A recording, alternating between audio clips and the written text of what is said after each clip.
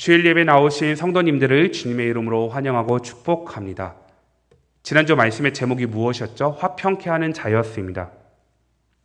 화평케 하는 자가 되기 위하여서 기도하면서 삶의 현장 가운데 애쓰시느라 수고 많으셨습니다. 성도님들 오늘 주일 예배를 드리기 위해서 몇 개의 신호등을 지나오셨나요? 저는 세어봤더니 34개의 신호를 지나왔습니다. 그러면서 여기 풍뎅이 사거리 아시죠? 그 풍뎅이 사거리에서 사고의 장면을 목격했습니다. 빨간 신호에 제가 멈춰 서 있었는데 옆에 차선의 차가 그대로 직진하는 것이었습니다. 그러다가 조금 있다가 쿵 하는 소리가 났습니다. 교통 질서를 지키지 않아서 사고가 나는 장면을 목격했습니다. 그러면서 동시에 또 하나의 생각이 들었습니다. 빨간 신호를 기다리고 있으면서 나는 불안해하고 있는 거 아니었습니다. 왜죠? 많은 사람들이 교통 질서를 지킬 것을 생각하고 있었기 때문입니다. 그러면서 이 과정이 언제까지 지속이 되는지 또 생각을 해봤습니다. 목적지인 우리 교회에 오기까지 이 과정이 반복되는 것을 보았습니다. 사랑하는 성도 여러분, 우리가 살아가는 인생도 이와 같습니다. 하나님께서 우리에게 허락해 주신 6일 동안 열심히 일하다가 주일에는 멈춰서 그 하던 일을 그치고 하나님을 예배합니다. 그리고 그 하나님께서 주시는 즐거움과 기쁨 가운데 우리는 불안해하지 않습니다. 그리고 이 과정이 언제까지 지속이 되죠? 하나님께서 우리를 부르셔서 천국문에 이르는 그날까지 반복됩니다. 이런 상황 가운데 오늘 말씀으로 들어가 보도록 하겠습니다. 이 창세기 2장 1절부터 3절의 말씀을 듣고 있는 이스라엘 백성들은 지금 시내산에 있습니다. 그런데 불과 3개월 전에 이들의 상태는 노예의 상태였습니다. 자유가 없는 상태였습니다. 종의 상태로 있었습니다. 아브람과의 언약을 기억하시고 때가 되었을 때 모세를 통하여 하나님께서 이스라엘 백성들을 출애굽시키셨습니다. 출애굽기 7장부터 11장까지 여러 번 반복해서 나타나는 것처럼 하나님을 예배하게 하기 위함이었습니다.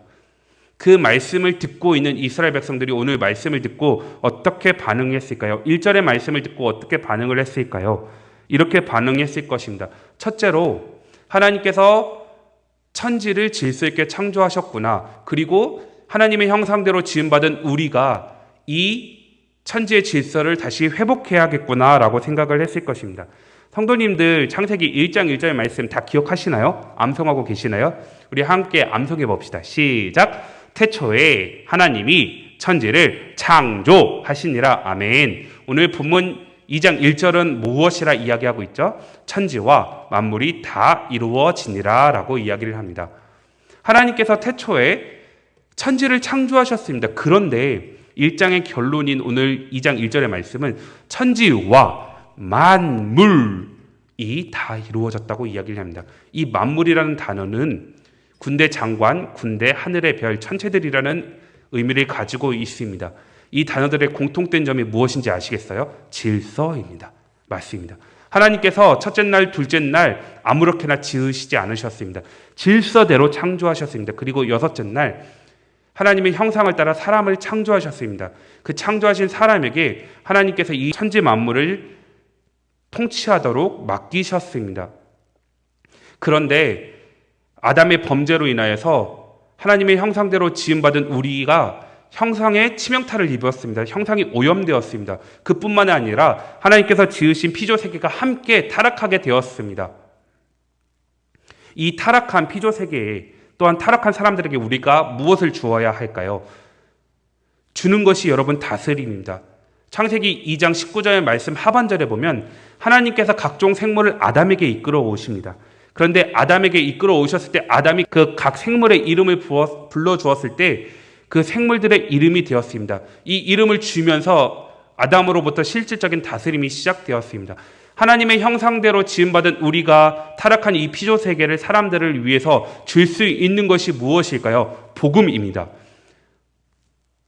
로마서 8장 19절의 말씀은 이렇게 이야기합니다. 피조물이 고대하는 바는 하나님의 아들들이 나타나는 것이니 하나님의 아들들이 나타나서 복음을 선포함으로 이 피조세계가 회복되기를 원하고 있습니다. 또한 타락한 사람들에게 예수 그리스도의 복음을 전함으로 인해서 회복되기를 원하고 있습니다. 특별히 성도님들 우리 교회에 많은 청년들이 코로나19 바이러스로 인해서 예배 자리에 나오지 못하고 있습니다. 그리고 또한 않고 있습니다. 하나님의 형상대로 지음받은 하나님의 자녀들이 복음을 잃어가고 있습니다. 이런 우리 교회에 있는 청년들 그리고 또한 많은 성도님들에게 우리가 다시 가서 복음을 전함으로 인하여서 회복되는 놀라운 은혜가 있기를 원합니다. 차를 운전하고 가다가 교통 신호를 어기면 사고가 나는 것처럼 천지를 창조하신 하나님의 질서를 어기면 우리에게도 사고와 같은 불행이 더욱 커짐을 기억하고 이 피조세계에 복음을 선포하며 특별히 하나님의 사람들에게 복음을 선포하는 우리가 되기를 축복합니다.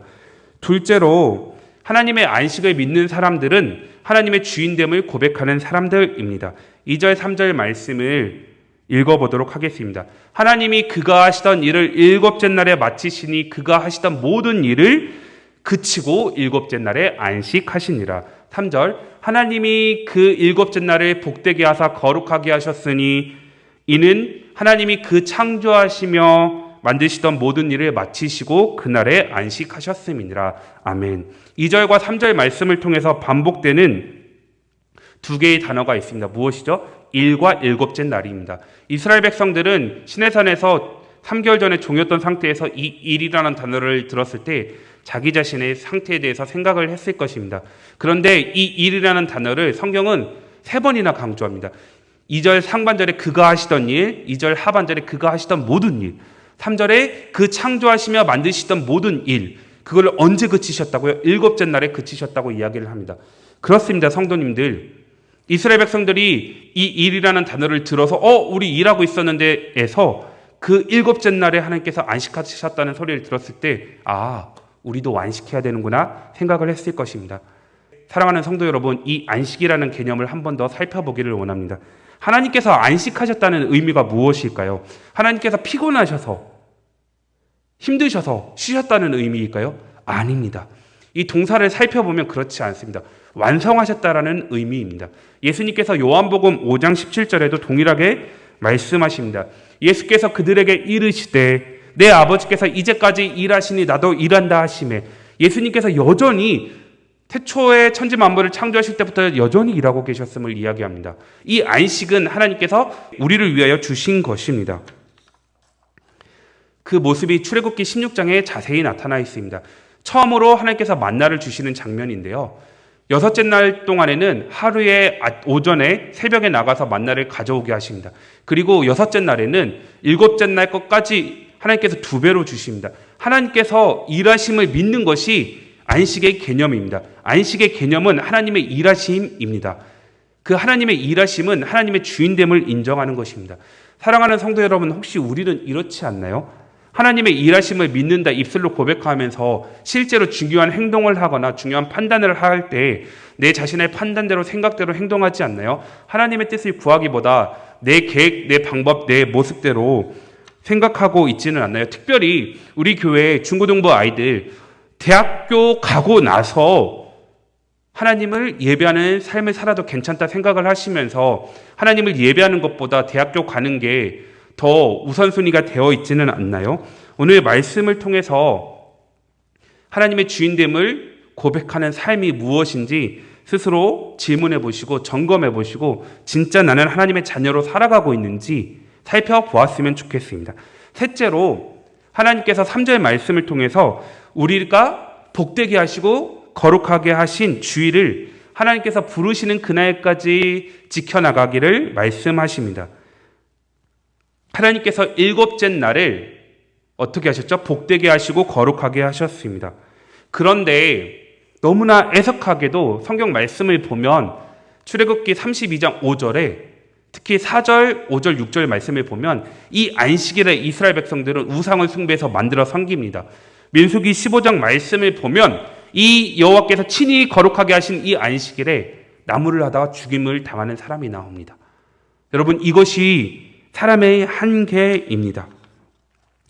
예수 그리스도의 은혜를 바라보며 이 한계를 인정하고 하나님 예수 그리스도께 도움을 구하며 안식일을 거룩히 지켜야 합니다. 이 거룩히 지키다라는 말은 구별됨인데요. 이 구별됨을 잘 보여주는 사례가 다니엘입니다. 다니엘은 왕의 조서가 찍힌 것을 알고도 전에 하던 대로 자기 방에 올라가서 예루살렘을 향하여 창문을 열고 전에 하던 대로 하루에 3번씩 기도했습니다. 이 장면을 보고 어떤 사람들이 고발합니다. 그리고 타자굴에 갇히게 됩니다. 그 모습을 통해서 하나님의 영광이 선포되어집니다. 그리고 또한 다니엘에게 하나님께서 복을 주셔서 왕조가 3번 바뀌는 동안 총리직을 유지하게 하셨습니다. 이처럼 주의를 기억하여 거룩히 지키는 사람들에게, 구별되이 지키는 사람들에게 하나님께서 복을 주십니다. 사랑하는 성도 여러분, 우리가 3가지로 말씀을 들었습니다. 첫 번째, 하나님의 형상대로 지음받은 우리가 복음을 전함으로 하나님께서 창조하신 이 피조세계의 질서를 다시 세워가자. 둘째로, 안식의 개념은 하나님의 일하심을 믿는 것이다. 그 하나님의 일하심을 믿는 것은 주님의 주인됨을 고백하는 것이다. 셋째로, 하나님께서 복되고 거룩하게 하신 이 주의를 우리의 평생 동안 지켜나가자. 잘 지키자라는 제목으로 말씀을 전했습니다. 이 3가지의 말씀을 기억하고 한 주 동안 삶의 현장 가운데 승리하시는 우리 성도님들이 되시기를 축복합니다.